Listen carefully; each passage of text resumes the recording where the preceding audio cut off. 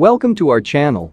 If you are new here, don't forget to subscribe and leave a like as it will help us reach more people.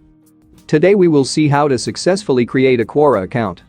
To create a Quora account you have to go to the official Quora website. For that you can either click the link in the description or follow the steps as shown in the video.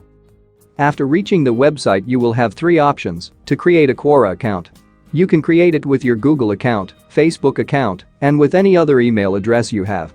In here I chose sign up with the email option.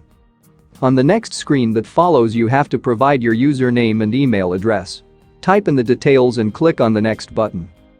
On the next screen, you have to confirm your email address by a verification code sent to your email address that was provided on the last step. After typing in the confirmation code, click on the next button. On the next screen, you have to create a password for your Quora account. You have to type in a strong and easy to remember password and verify your identity by clicking on I am not a robot option and doing the CAPTCHA that follows.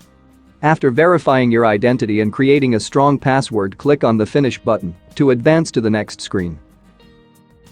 On the new screen that shows up you have to choose some topics you are interested in. You have to select at least 5 topics and click on the done button as shown in the video.